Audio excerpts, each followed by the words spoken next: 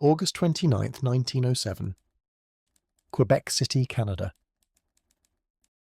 At 5:30 p.m, the Great Bridge over the St. Lawrence shuddered. A low groan rose from its steel spine, echoing across the river. Then, a crack like thunder. 3 million pounds of iron twisted, snapped, and fell in a single, terrible roar. Men working hundreds of feet above the water vanished in an instant. Boilers hissed. The river boiled with wreckage. Smoke, screams, and silence followed. 75 fathers, sons, and brothers gone. 9 years later it would happen again. How could something like this possibly happen? At the turn of the 20th century, the St. Lawrence River stood as one of the last great obstacles to Canada's dream of uniting its coast by rail. Quebec City, proud and old, sat divided from its southern shore, a crossing too wide for ferries alone. The river was nearly a mile across, swift and unforgiving. To span it would require one of the longest bridges ever built. In 1900, the Dominion Bridge Company and a brilliant but aging engineer named Theodore Cooper took on the challenge. Cooper, an American famed for his ironclad precision, designed a cantilever bridge unlike anything the world had seen. It would stretch 1,800 feet, a world record, and carry the weight of locomotives bound for the new century. Newspapers called it the bridge that would never fall. Work began in 1904 on the south bank at Lévis. Hundreds of men, Canadians, Mohawk ironworkers from Caughnawaga Quay and immigrant labourers, hammered and riveted through the heat of summer and the bite of Quebec winters. From dawn to dusk they inched the steel skeleton farther out over the current. Bolting together a monument to progress, locals watched from the riverbanks in awe as the dark lattice grew against the sky. Children counted the beams, shopkeepers pointed it out to travellers, wives waved to their husbands high above the water. It became a symbol of confidence, proof that Canada could build what even America had not. But beneath the optimism, small concerns began to surface. Strange vibrations, bent steel, calculations that didn't quite add up. Men spoke of the quietly over lunch pails and cigarettes, trusting the engineers knew best. The bridge kept growing, stretching farther, heavier, and more uncertain with every bolt. The warning signs. Beneath the confidence, cracks had already begun to form, not in the steel alone, but in the certainty of the men who built it. When the first girders of the Quebec Bridge began to rise in 1904, it was a marvel of modern ambition. Nothing on the continent compared to it. The cantilever arms that reached from each shore would eventually meet in the middle, like the outstretched hands of a giant. To those who watched from the banks of the St. Lawrence, the bridge seemed to climb into the clouds, proof that human intellect could bend nature to its will. The man behind it, Theodore Cooper, was already a legend. He had designed railways, consulted for government boards, and was regarded as one of the finest bridge engineers in North America. But by the early 1900s he was 65, slowed by illness and confined to his New York office. He rarely visited the site, relying instead on drawings and reports sent by telegraph. What the workers saw with their own eyes, he often learned of weeks later. At first the numbers made sense. The plans had been bold, yes, but sound, at least on paper. The Dominion Bridge Company's chief engineer, Peter Slapka, had questioned the extraordinary length of the main span. He proposed reducing it to make the structure lighter and safer. But Cooper resisted. A longer span meant fewer piers in the river, fewer interruptions to shipping, and not least a place in the record books. The design remained unchanged. The steel arrived by train from Pennsylvania, thousands of tons of it, unloaded piece by piece along the frozen shore. Men set up derricks and scaffolds, building their workplace as they built the bridge itself. In the bitter Quebec winters, the river froze solid. In spring it churned with ice floes that clanged against the half-finished piers. Still the work went on. By 1906 the cantilever arms stretched hundreds of feet out over the water. The further they reached, the greater the stress on their lower chords, those enormous horizontal beams that bore the bridge's weight. To compensate, engineers added more steel, reinforcing as they went. Each new plate and a rivet made the structure stronger, they believed, yet also heavier. In New York, Cooper reviewed progress reports and recalculated stresses.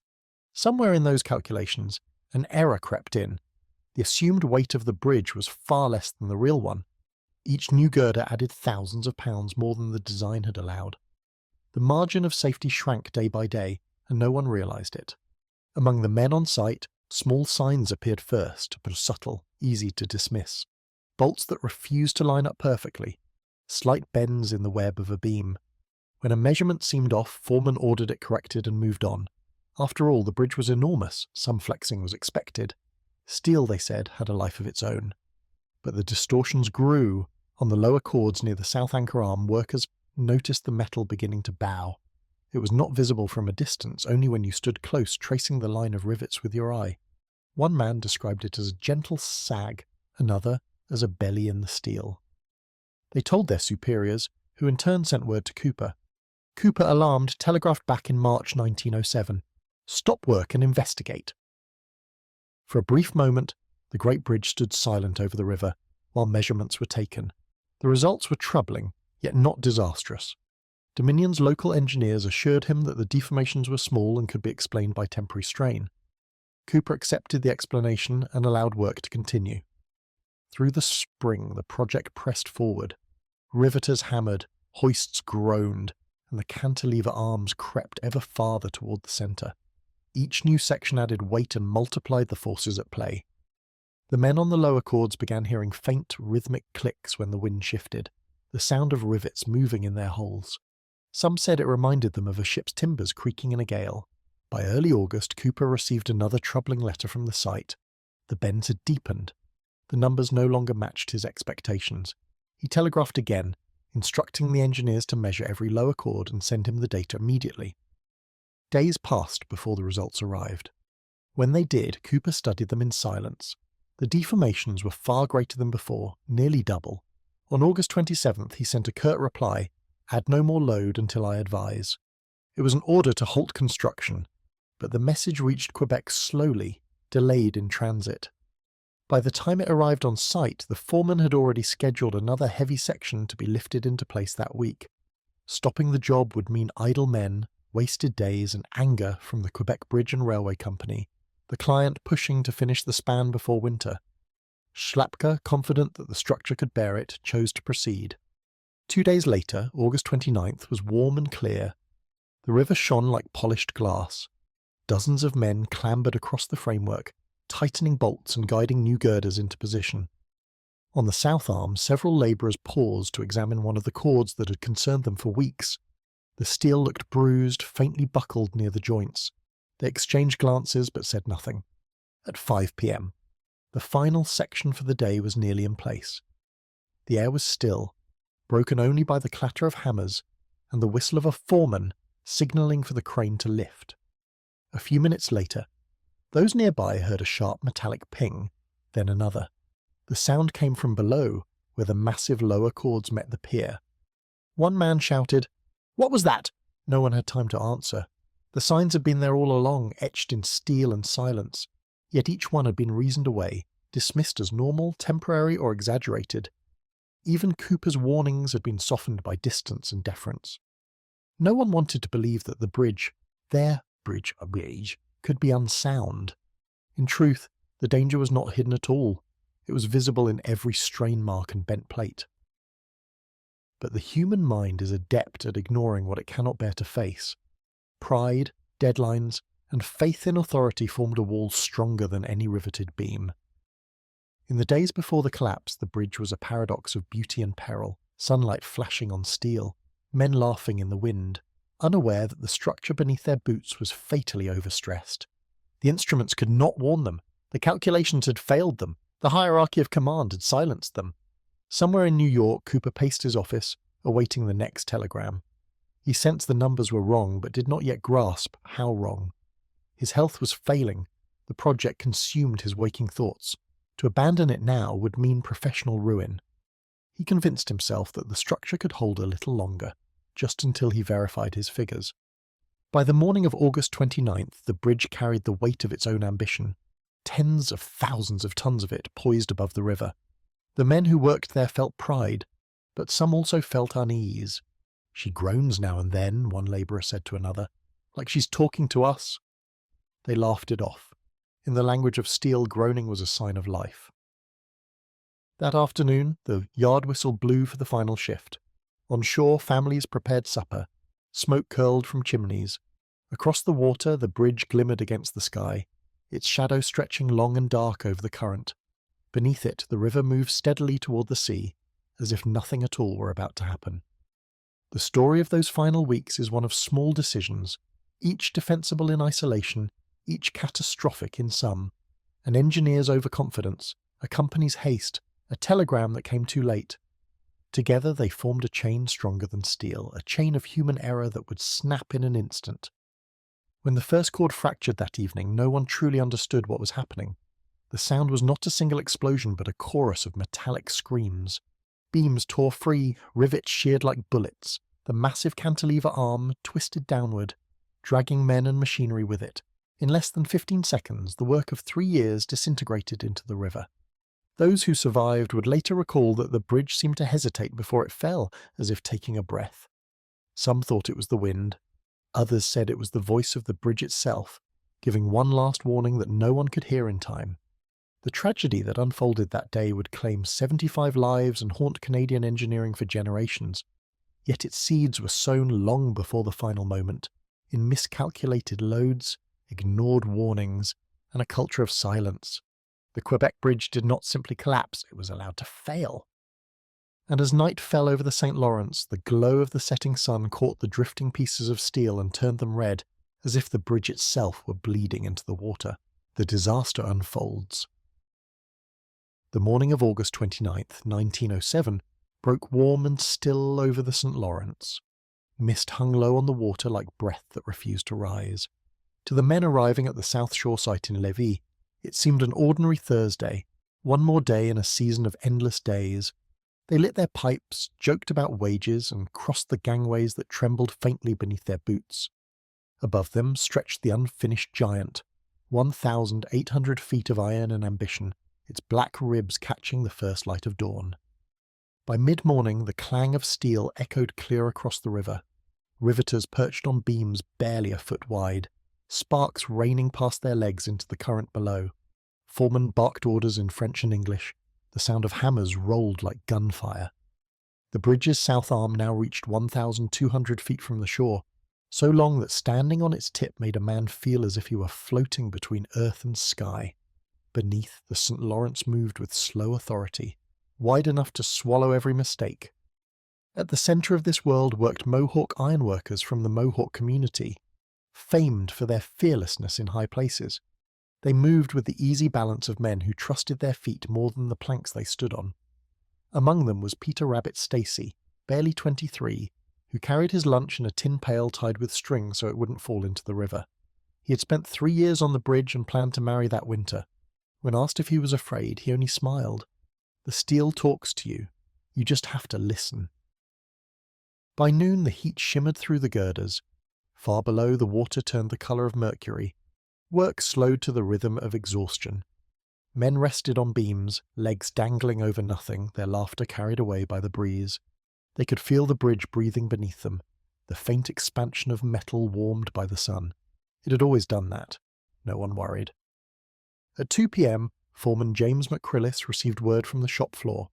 A new diagonal compression member, number A9L, was ready to be hoisted into place. It weighed close to 90 tons, the largest yet lifted.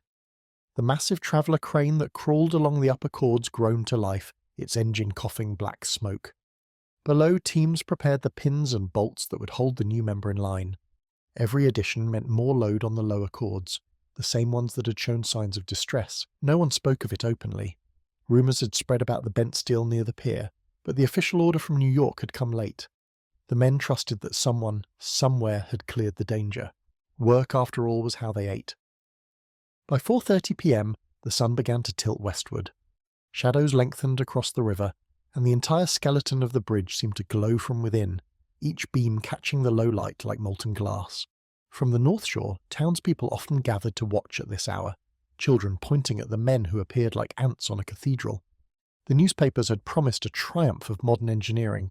The crowd believed them. Then, sometime after 5 p.m, a worker named John Finnegan noticed something strange near the base of the south arm. A section of the lower cord, 6 inches thick, bolted tight with massive gusset plates, had begun to deform. It looked, he said later, as though the steel were sweating. A faint haze shimmered around it, not from heat, but from the microscopic fracturing of metal under stress. Finnegan reported it to his foreman, who frowned and sent a messenger to the site office. The messenger climbed down the scaffolding, found the assistant engineer, and relayed the news. The assistant engineer hesitated, then said quietly, "Keep an eye on it. We'll note it in the evening report."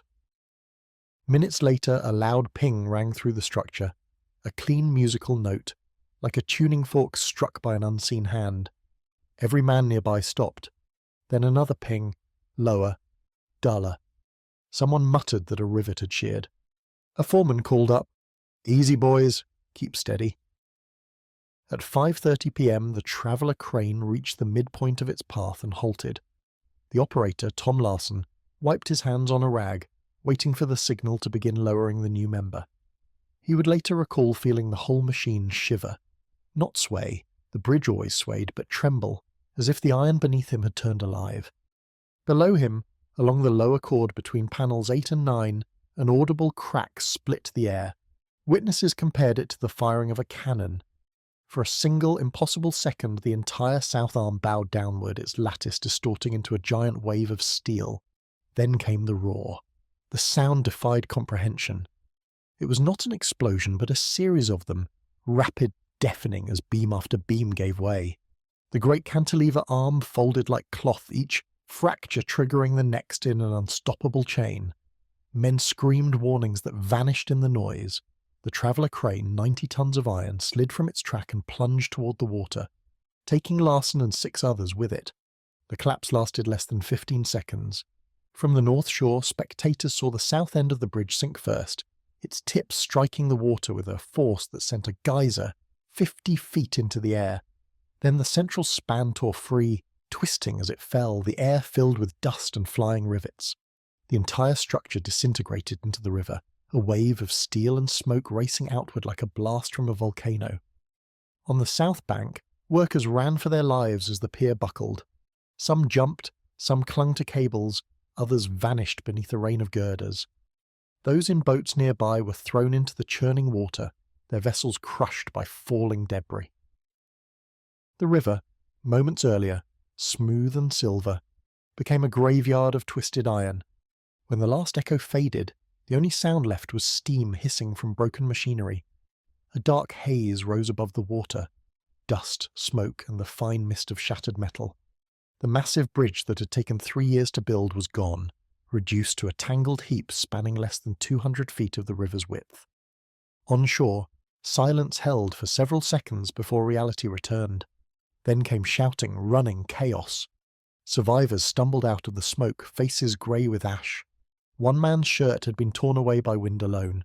Another's hands were burned from sliding down a cable. They looked toward the river, where moments before hundreds of tons of steel had stood, and all they saw was water churning over fragments of red paint. Within minutes, boats from both shores began to converge on the wreckage. Fishermen, soldiers from the nearby citadel, and townspeople joined the rescue effort without waiting for orders. They rowed through floating beams, slick with oil, calling out names. Now and then a faint cry answered back. Most of the time there was nothing.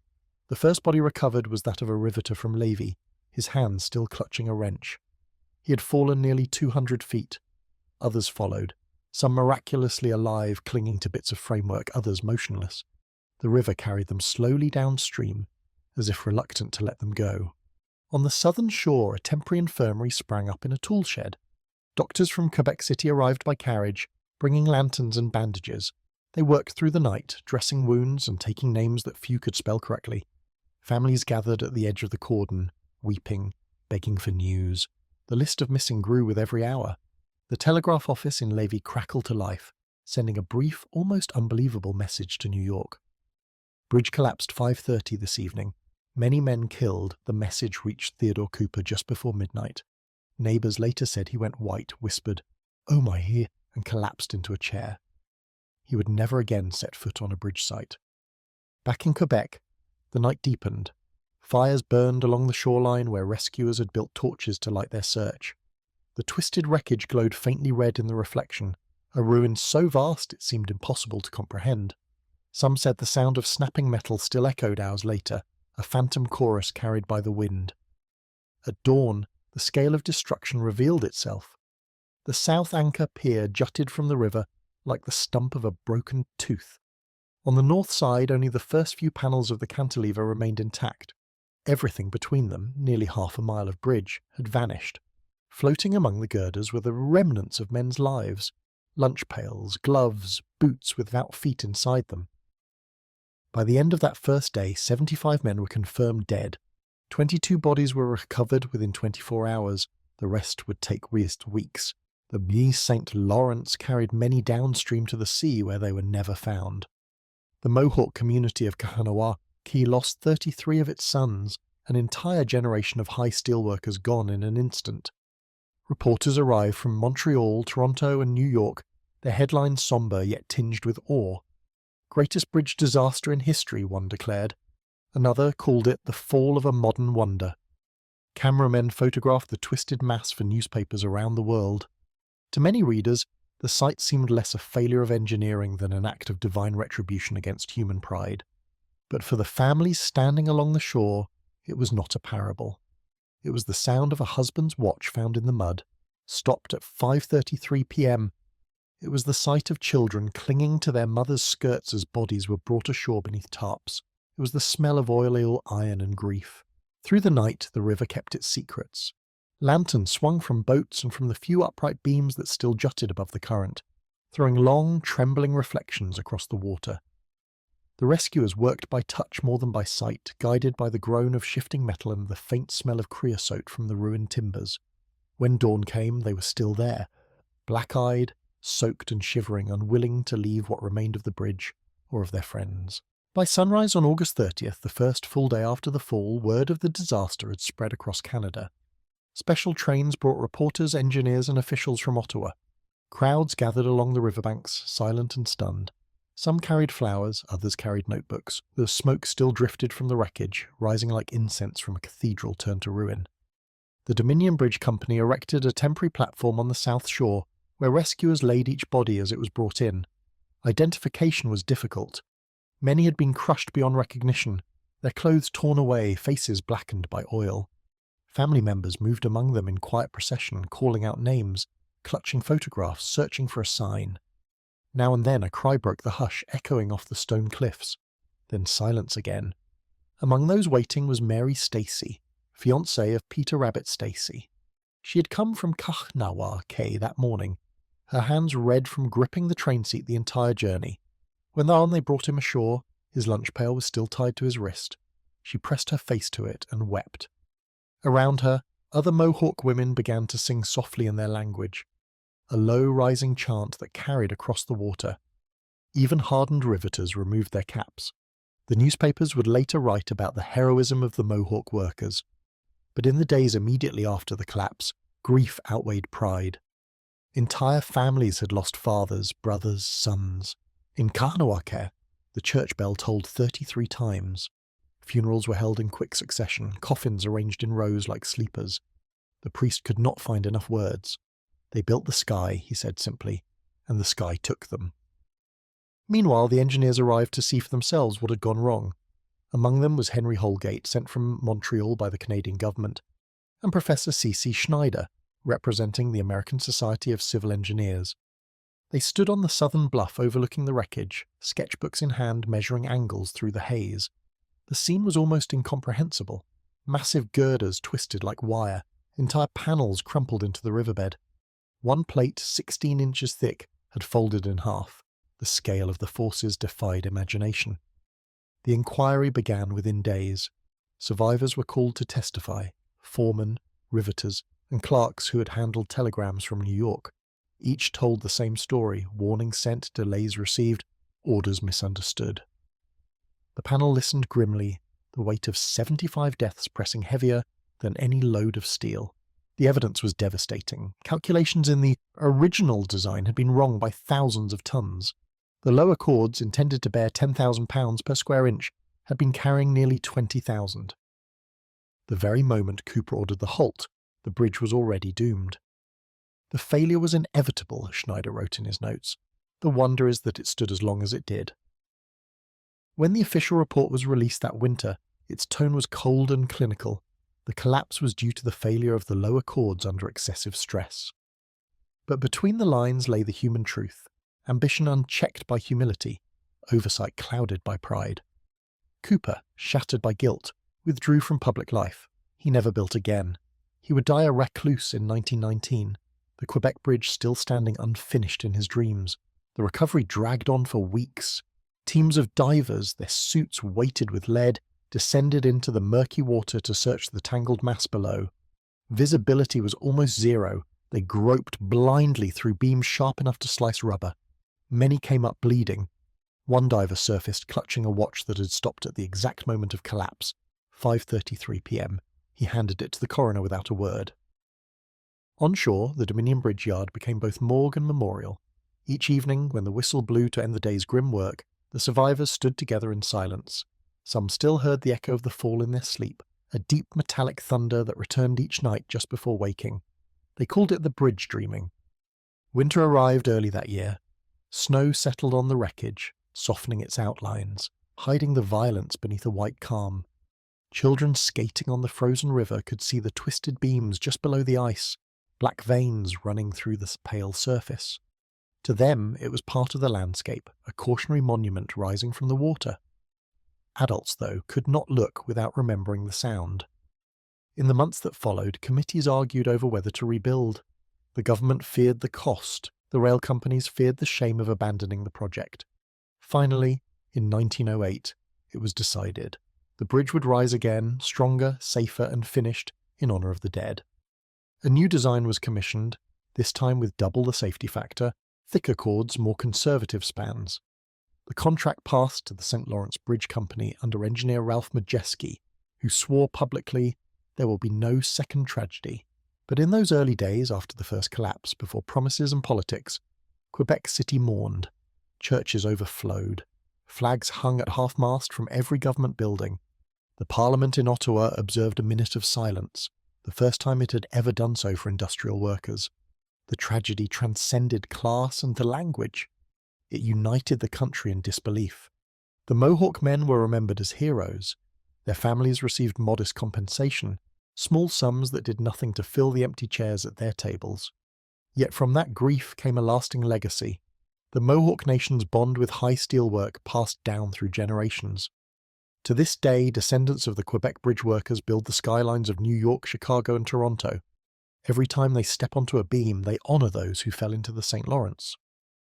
In the technical journals, engineers debated for years how the failure could have been prevented.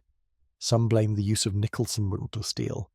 Others pointed to the lack of on-site stress testing. A few defended Cooper, insisting that the true culprit was the rush for progress. But the deeper question was not mechanical, it was moral. How had an entire system of oversight failed to see what the riveters saw with their eyes? The inquiry's chairman said it plainly. Responsibility was divided until it vanished. Each man had trusted another to catch the error. Each had believed the structure sound because it had not yet fallen. It was a lesson that would echo far beyond Quebec, a warning to every engineer who ever dared to build bigger than before. By the first anniversary, the site had become a place of pilgrimage. Families brought flowers, engineers brought notebooks, and visitors from across the world came to stand where the bridge had stood. The river was calm again, as though it had forgiven the intrusion. But when the wind blew through the valley, locals swore they could hear a faint metallic hum, like cables singing in the distance. The disaster left behind more than wreckage. It left an imprint on the human imagination. In offices and classrooms, young engineers studied photographs of the fallen span the way doctors study disease. The lesson was brutal but clear. Numbers alone could lie, and pride could weigh more than steel. New safety codes emerged from the wreck, demanding peer review, redundancy, and humility. The cost was measured in lives, the benefit in every bridge that still stands today. Yet for all the technical reforms, memory remained the most powerful safeguard. Survivors carried it with them to every job thereafter. One riveter, interviewed in 1910, said, "You don't forget the sound. When I hear a beam creak, I still see the river." In the quiet of that same river valley, pieces of the old bridge remained visible for years, jagged ribs breaking the surface at low tide. Children growing up in Quebec would point to them and whisper that ghosts lived there. Fishermen avoided the spot, claiming their nets caught on the bones of the giant. Even the currents changed course, eddying around the wreckage as if unwilling to disturb it. For the widows, time did little to heal. They met once a month in Quebec City, sharing letters, photographs, and stories of the men they'd lost. They called themselves les veuves du pont, the widows of the bridge. In 1915, when talk of rebuilding began again in earnest, they sent a single letter to Parliament. If it must rise, let it rise for them. In the years ahead, that wish would be honoured, but fate had one more lesson to deliver. For now, though, in 1907, Quebec lay in mourning. The snow fell thicker, muffling the sound of the river. The wreckage stood half submerged, like a monument carved by tragedy itself, and in the hearts of those who had watched it fall, the memory remained raw, unhealed, and echoing. The greatest bridge in the world had promised to unite a nation. Instead, it had shown how thin the line was between progress and hubris, between triumph and ruin. The silence that followed was not peace, it was disbelief. When the dust finally settled over the St. Lawrence, Quebec City entered a kind of mourning that no ceremony could soothe. For weeks, the river remained choked with steel. Its surface shimmered with oil that caught the light like black glass, and beneath that, the bodies of men who had tried to outbuild the horizon. Each morning, long after the official search was declared over, families still came to the riverbank. They stood in silence, scanning the water for signs of the missing. A cap, a boot, a flash of metal that might be a tool belt. Some tossed flowers into the current and watched them drift toward the sea. Others refused to leave at all. A reporter from the Montreal Star described it best. The river has become a grave and the air a witness. The Dominion Bridge Company, reeling from the catastrophe, attempted to maintain control of the site. But grief had no chain of command. Volunteers from both shores joined the effort, building makeshift rafts to reach the twisted wreckage. Many of them were fishermen who knew the river's moods better than any engineer. They cut through cables, overturned beams, and searched the shadows beneath. At times they worked shoulder to shoulder with priests. By early September, 75 names filled the list of the dead. 22 bodies were recovered intact enough for burial. The rest were claimed by the current. Quebec's churches rang their bells for days on end, the sound overlapping until it became one long, aching note over the city. The first formal memorial took place 2 weeks after the collapse. Mourners gathered at St. Patrick's Church, filling every pew. Engineers in black coats stood beside widows in shawls. The Governor-General sent a wreath. A single beam from the bridge, warped but still recognisable, was placed outside the church door like a coffin lid. On it, someone had stencilled the words, "They built the dream." The dream fell. The newspapers carried photographs of the ceremony, but they could not capture its silence. The Mohawk families from Kahnawake sat together near the front, their faces solemn, their grief immense. The priest spoke of sacrifice and progress, but his voice wavered when he reached their names. They had been among the best ironworkers in North America, known for their courage at height. 33 were gone, and with them a century of inherited skill. One journalist noted that not a single survivor blamed the men who built the bridge. They blamed the world that demanded it. In Ottawa, the federal government convened a royal commission to determine what had gone wrong. The inquiry room was stark, just a long table, a few chairs, and the grim awareness that every word spoken there represented lives lost. The commissioners examined blueprints, load charts, and correspondence between Cooper in New York and the on-site engineers. The evidence was irrefutable. Cooper's design had underestimated the bridge's own weight by thousands of tons. His assistants had spotted the error too late. When he finally ordered construction halted, the telegram arrived after the bridge had already begun to yield. The report concluded, the bridge failed not from an act of God, but from the act of men. It was a damning verdict, and a rare admission in an age when engineering was treated as near infallible. For the first time, the profession faced public reckoning. The collapse of the Quebec Bridge became a cautionary tale in classrooms and journals around the world. Cooper never recovered. Confined to his New York apartment, he read the report in silence, refusing interviews. Friends who visited said he kept a small model of the bridge on his desk.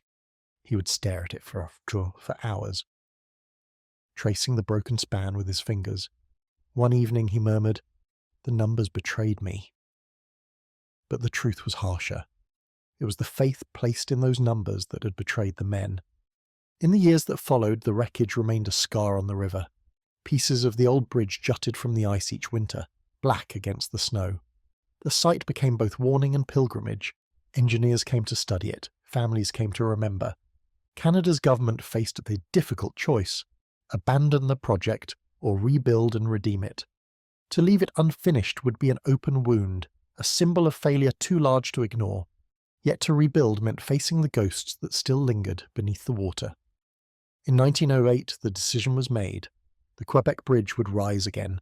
A new engineering board was appointed, this time with stricter oversight and shared accountability. The project was placed under Ralph Modjeski, one of the most respected bridge builders of his era, born in Poland and trained in America. Modjeski was meticulous, quiet and cautious, the opposite of the brilliant but overconfident Cooper. He began by studying every bolt of the old design, every miscalculation, every warning unheeded. His conclusion was blunt: the old bridge had been too ambitious. The new one must be not just larger, but wiser. Modjeski's plan was to reuse the surviving piers and rebuild the cantilever arms with reinforced steel. The central span, the piece that would connect both sides, would be fabricated separately, floated into position on barges, and then raised by hydraulic jacks. It would be the heaviest lift ever attempted in bridge construction, but he believed it could be done safely. By 1911, reconstruction was underway. The ruins were cleared piece by piece, hauled to shore, and melted down. Workers said it felt like dismantling a tomb. When they uncovered the final twisted beam from the original bridge, a priest blessed it with holy water. The men removed their caps. The new bridge rose slowly, deliberately. Every calculation was checked twice, sometimes 3 times. Inspectors roamed the site daily. Safety drills were held before each shift. Newspapers followed the progress closely, printing sketches of the rising structure with the captions like, "The Phoenix of Quebec." Yet beneath the optimism there lingered unease. The memory of 1907 had not faded. Every groan of metal, every unexpected vibration drew nervous glances. Many of the older workers had lost friends in the first collapse. They worked with reverence now, not pride. The Mohawk ironworkers returned as well, not out of vengeance, but out of duty. Their fathers had died building the first bridge. They would complete the second. One of them, Jacob Deere, told a reporter, "It must be finished. If it falls again, it falls with us on it." As the years passed, the Quebec Bridge took shape once more. The new cantilever arms reached farther than before, designed to meet across a central gap of 640 feet, the largest in the world. The structure dwarfed everything around it. From a distance it looked eternal, a black arc across the pale sky. By 1916 the project was nearing completion. After nearly a decade, confidence returned. Engineers from across North America visited to witness the final phase, the raising of the great central span. Weighing over 5,000 tons, it was to be floated into position on the river and hoisted 150 feet into place using 16 hydraulic jacks. The operation was scheduled for early September. On both shores, families gathered to watch. The city buzzed with anticipation. Quebec would finally have its bridge. It had taken tragedy, patience, and millions of dollars, but the dream of uniting the two banks of the St. Lawrence was within reach. In the offices of the St. Lawrence Bridge Company, telegrams arrived from dignitaries congratulating the engineers on their perseverance. One message read, "The whole Dominion awaits your success." And so, on the morning of September 11th, 1916, the workers assembled. The river was calm, the weather perfect. Barges floated the enormous central span into position beneath the towering arms. Photographers lined the shore to capture the moment the bridge would finally be whole again. Men checked cables, tightened bolts, and began the lift. The jacks groaned, the chains creaked, and slowly, magnificently, the great span began to rise from the water. But for now, in this chapter of our story, we will leave them there, the bridge ascending, the crowd cheering, the illusion of redemption gleaming in the sun. 9 years after 75 men fell into the St. Lawrence, Quebec believed it had buried its ghosts. The engineers trusted their new numbers, the people trusted the engineers, and the river, silent and patient, waited. Reconstruction and the second collapse in 1916. The morning of September 11th, 1916 began with clear skies and a light wind from the west. On the surface of the St. Lawrence River, 2 great barges floated side by side, supporting the heart of a nation's second attempt at redemption. Above them loomed the new Quebec Bridge, vast, dark and motionless, its arms reaching toward each other across a 640-foot gulf. Atop the barges rested the central span, 5,000 tons of steel assembled like the backbone of some prehistoric creature. For months it had been built on shore, measured and remeasured, until every bolt gleamed with certainty. Now it would be lifted into place, an act both scientific and ceremonial. If successful, it would be the largest single lift ever attempted. If it failed, the cost would be unthinkable. By mid-morning, hundreds of spectators lined the riverbanks. Newspapers had printed the hour of the hoist. Factories closed early so that workers could witness the completion of what tragedy had begun 9 years before. The air buzzed with anticipation and the scent of hot oil. Children sat on fences, waving flags. The river was still as glass. At precisely 10:45 a.m., the signal was given. 16 hydraulic jacks began to hiss and groan, raising the massive span inch by inch. Steam drifted upward from their valves, curling through the sunlight. The engineers on deck, Charles N. Schneider, C.P. Bradley, and Ralph Modjeski's assistant Edward Hoare, watched through field glasses, calling out measurements every few minutes. The operation was proceeding perfectly. By 11:30 the span hung 10 feet above the barges. The crowd erupted in cheers. From a distance the motion seemed effortless, a triumph of precision over fear. Reporters scribbled notes for the next day's headlines. Bridge to be joined by the nightfall. But aboard the lift platform, small things began to go wrong. A pressure gauge fluttered. One of the jacks emitted a thin metallic squeal. The cables, thick as a man's arm, quivered under load. Hoare noticed a slight tilt to the span, only a few degrees, but enough to quicken the pulse. He shouted for the crew to halt the lift. The order came late. At 11:50 a.m., witnesses on the shore saw the great span shudder. There was no thunder this time, no long, drawn-out groan like in 1907. Just a single percussive snap, a sound like a giant rope breaking. The western end of the span dropped first, tearing free from its chains. The entire structure pitched sideways and plunged into the river with a roar that shook the ground. A column of spray and smoke rose 200 feet high. The barges vanished beneath it. Men on deck were thrown clear, hurled into the churning water. Others were trapped inside the falling mass, their cries drowned in the noise. It was over in seconds, 15, perhaps 20, but to those who watched it seemed to last forever. When the spray cleared, nothing remained between the two cantilever arms but an empty void and a boiling patch of river. The span had shattered on impact, twisting into sections that sank one after another. The crowd stood frozen, some screamed, others could not make a sound. Within minutes, rescue boats pushed off from shore. Survivors clung to floating timbers, their hands slick with oil. Engineers who had been observing from the north bank raced to the scene, shouting orders over the din. The air reeked of steam and burning grease. By noon, the first bodies began to surface. In Quebec City, church bells that had once rung for victory now tolled for disaster again. The same telegram routes that had carried news of triumph were reused for death notices. The headlines changed before the presses cooled. Quebec Bridge falls again, 13 killed. Though the death toll was smaller than in 1907, the shock was deeper. This was supposed to be the bridge that redeemed Canada's faith in engineering, the bridge that proved lessons had been learned. Now, before the eyes of the nation, it had failed again. Among the dead was Edward Hoare, the young assistant engineer who had ordered the halt. He had remained at his post, waving frantically as the structure gave way. Witnesses said his final act was to warn others to jump clear. He did not survive. Another victim, C.P. Bradley, had written in his diary the night before, "Tomorrow we close the wound." That afternoon, Ralph Modjeski received the telegram while travelling in Chicago. The message was brief, merciless. Span fell. Heavy loss of life. For several minutes he said nothing. Then he took off his hat, placed it on the table and whispered, "Again." Modjeski returned to Quebec within days. He walked the banks alone, inspecting the wreckage. Unlike 1907, the main structure had held firm. Only the central span was lost. The hydraulic jacks had failed under uneven pressure, a technical miscalculation in the lifting apparatus rather than the bridge itself. Still, it was another wound on a project already scarred by tragedy.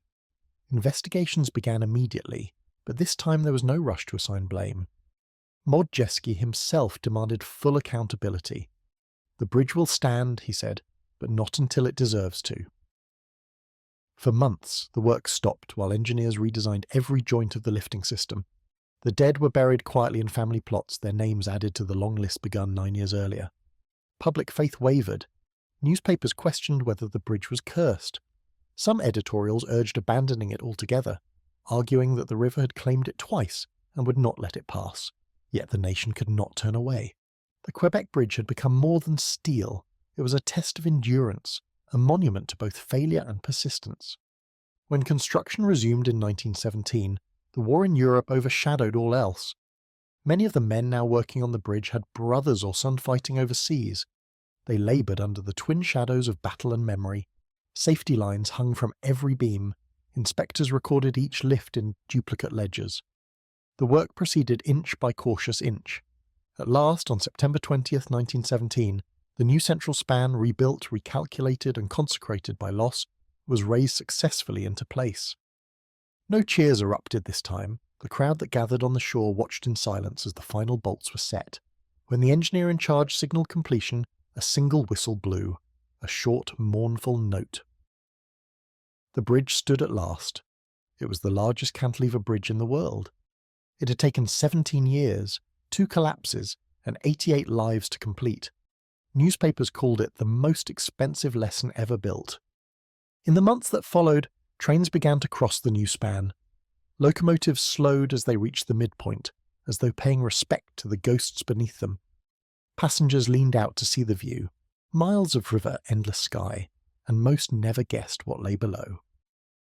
For the men who survived both disasters, life divided itself into before and after. Some refused to work on bridges again. Others carried on, unable to leave the trade that had defined them.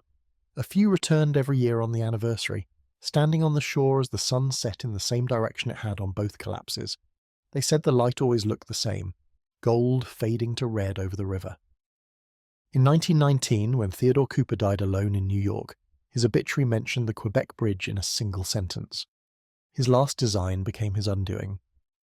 Yet by then, the bridge had finally fulfilled his original purpose. It united the rails of Canada from coast to coast. Trains rolled across it carrying coal, mail, and soldiers returning from war. The bridge that had twice fallen now stood as a symbol of endurance, built not merely of steel but of grief forged into caution. Still, those who knew the story could never cross without feeling the weight of what lay beneath. In the St. Lawrence, under layers of silt and memory, the remains of the first span still rest, silent, corroded, untouched. Divers say that when the current is calm, you can still see the shape of the old cords lying, like ribbons of a skeleton, pointing upstream. And perhaps that is fitting. For every triumph in modern engineering, somewhere in its foundation lies the echo of this river, the reminder that every number has a cost and every structure a soul. Reflecting on past mistakes and moving forward. For months after the bridge was completed, the people of Quebec walked past it as though passing a grave. Trains thundered across its deck, whistles cutting through the wind, but the city never again greeted that sound with joy. It had become something else, a reminder of all that had been paid for the privilege of progress. When the light hit it just right, the bridge looked almost holy. The great cantilevers arched over the water like open arms, their shadows trailing far down the river toward the sea. Fishermen called it le géant endormi, the sleeping giant, and at sunset its iron turned the colour of blood. Children growing up beneath its span learned early that beauty and sorrow could share the same shape. In the decades that followed, the story of the Quebec Bridge passed from memory to legend. Old men told it in taverns, their voices low, as if speaking too loud might wake the river. In classrooms, engineers studied the collapse as a lesson written in rust. The words factor of safety and load distribution took on moral weight, not just technical. For the first time, engineering was treated not as conquest, but as stewardship. The numbers would never again stand alone. By the 1920s, industry across North America had absorbed the lesson. Steel mills, shipyards, and railroads adopted new standards for oversight. Calculations were checked independently, materials tested twice. Out of the ruins of Quebec emerged a modern creed. No bridge, however grand, is worth a life. The ghosts of 1907 and 1916 had become silent mentors to every builder who followed. Yet progress is a strange mourner. The world moved on, faster each year. New bridges rose across the continent, higher, longer, stronger. The men who walked their beams still carried the old stories, but time wears down even memory. By mid-century, few remembered the names of those lost in the St. Lawrence. Their photos yellowed in attics, their graves sank into the grass. Only the bridge endured, still standing against the current, proof that the price had not been in vain. But beneath the triumph lingered a quieter truth. The Quebec Bridge did not simply teach engineers how to build better. It taught nations how easily human certainty becomes blindness. Every rivet driven without question, every warning delayed by pride was a thread in the web that finally tore. It was not a story of metal failing, it was a story of men refusing to listen. Each spring, when the river thawed, the families of the dead returned to the shore. They brought wreaths woven with cedar and placed them in the water. Some prayed aloud, others simply watched the current take the flowers downstream toward the sea. On clear days you could see pieces of the old bridge through the surface, faint shapes resting on the riverbed, like fossils of a dream. The water had worn them smooth, but they were still there. They always would be. In 1927, on the 20th anniversary of the first collapse, a bronze plaque was mounted near the South Pier. Its inscription was simple: to the memory of those who laboured, who fell, and who taught us caution through their courage. People still pause there, tracing the letters with their fingers. On quiet afternoons you can hear the faint hum to faint hum of a train passing overhead. A sound so steady it feels eternal. The whistle echoes down the valley and fades into the same silence that followed both collapses. Today, more than a century later, the Quebec Bridge still stands. It carries freight trains, passenger lines, and the invisible weight of remembrance. Engineers call it overbuilt now, nearly indestructible. It is, in a way, the safest bridge ever made, not because of its design, but because of the caution that built it. Every beam has been tested, every rivet inspected, every lesson written in loss. Standing beneath it, one can still feel the paradox of its presence. How something born of failure could embody endurance. How tragedy could harden into grace. The air smells of salt and iron. The wind sings through the lattice, producing a low musical hum that never quite fades. Locals say it's the bridge breathing, or perhaps remembering. At dusk, when the sun falls behind the Laurentians, the structure glows a deep copper red. The river mirrors it perfectly, turning the water into molten fire. It is a sight so beautiful, so still, that it hurts to look at for too long. Somewhere beneath that reflection lie the ghosts of 1907 and 1916, men who believed they were building the future, and in doing so gave it shape. In every age there are monuments to human ambition. Some rise in triumph, others collapse under their own weight. The Quebec Bridge belongs to both worlds. It is at once a symbol of progress and a memorial to its cost, proof that greatness, when untempered by humility, demands a reckoning. Yet from that reckoning came something larger than steel, a conscience. The bridge changed not only how we build, but how we remember what we build upon. Its shadow reaches far beyond the banks of the St. Lawrence, stretching across time into every blueprint, every safety check, every engineer who pauses before signing his name. And perhaps that is the truest legacy of all, that in learning to count the weight of iron, we also learn to count the worth of life. At night, when the last train crosses and the floodlights flicker against the mist, the Quebec Bridge looks timeless. The wind carries the low moan of the rails, the water below whispers against its piers. It is hard to tell where the sound of the bridge ends and the sound of memory begins. If you listen long enough, you can almost hear them, the riveters, the foremen, the engineers. Voices folded into the rhythm of the river, still working, still calling out through time. And when the whistle falls silent, the valley holds its breath, as it did more than a century ago, when the world first learned what steel can take, and what it can never give back. When the whistle fell silent, Canada learned what it cost to build itself.